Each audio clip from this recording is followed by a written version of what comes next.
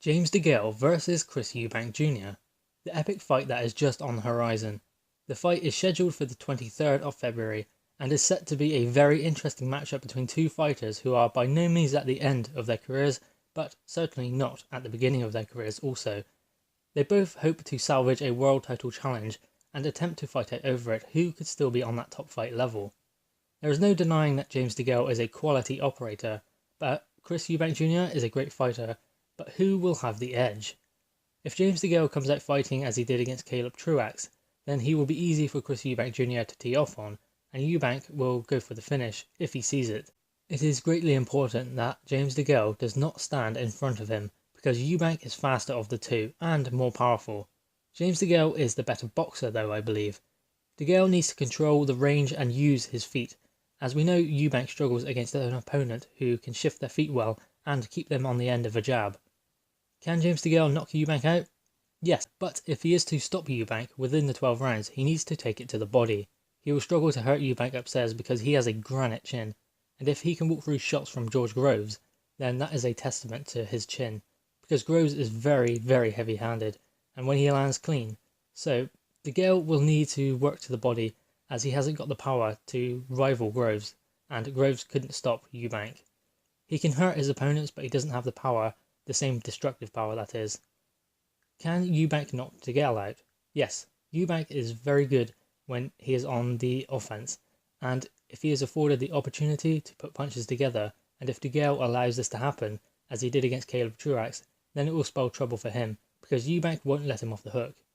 Truax had a good game plan, I believe, against James DeGale, because where DeGale is a natural counterpuncher, Truax was following him around the ring with his gloves very high and applying pressure, but forcing James DeGale to throw first, and then countering himself. So he was applying pressure, but countering, and thus taking that part of DeGale's game away. Eubank has been studying that fight between Truax and DeGale, so maybe he will see the same tactic, and perhaps attempt to apply it also. The fight is a real treat, and it will be an interesting matchup. Who wants this more? Because the winner can go on and start to manoeuvre their way into a world title challenge, and in world title contention again. And where does it leave the loser? Well, possibly seriously considering their next move. James DeGale has hinted at retirement after this fight, but says he still has ambition in boxing, whereas Eubank is yet to win a major world title, so he still has that aspiration. I think we will see both fighters bringing the best they have, and to begin with I expect it to start quite cagey with DeGale coming out boxing and jabbing. Eubank will be looking to tee off from the first bell, but I don't think he can really rely on his speed and power. He is going to have to manoeuvre himself into range and create opportunities, or he risks being outboxed again. This is a fight that will be a marathon, not a sprint.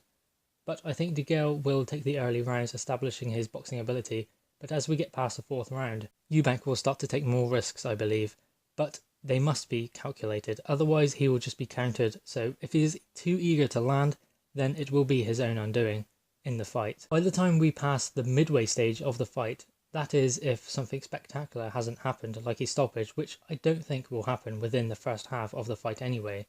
By the midway point I expect DeGale to be ahead, but Eubank will be coming on strong and trying to break DeGale down as the fight passes into the midway point.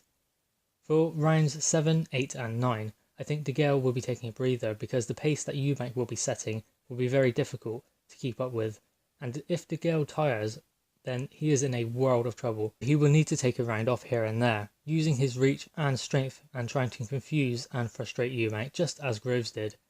Groves didn't tire in that fight, but Eubank did, as Groves was pulling him about and turning him, showing who was a natural super middleweight. And DeGale must try and do the same. If DeGale manages to make it through rounds 7, 8 and 9 and still have some left in the tank, he should be able to see the finish line, but he must try and stay switched on, because as long as there is time on the clock, Eubank will be right there with him. Eubank will be boxing better in this fight, I don't doubt it, as he has to after that Groves performance, and he has been working with the trainer this time, so he will be getting behind a jab and moving, trying to be more elusive, but he needs to try and find his distance or the jab will be out of range all night. So the last 3 rounds can go either way depending on how tired DeGale is and if Eubank has managed to stamp any authority on the fight. If Eubank needs a knockout, then he will be pushing forward, and as long as DeGale is smart and still has enough energy, then he can get on his bike and counter when Eubank surges forward. But if it is closer, then we will be in for the best 3 rounds of the entire fight, because the fight is there for the taking and who wants it more will take it. And this is where stoppages can come from either parties, or where one fighter dominates through skill and experience in the championship rounds. The latter I guess points to DeGale because of his wealth of experience in the championship rounds with quality opponents. So this fight is a real pick'em because it can pan out a number of ways, as can all boxing matches, but the key to this one is who is smarter, who has more left, and who can implement their game plan better. So guys, what are your thoughts? What do you think of this fight? Who do you think wins? Please drop your thoughts in the comments below. Please like the video and subscribe for more content. Thank you guys.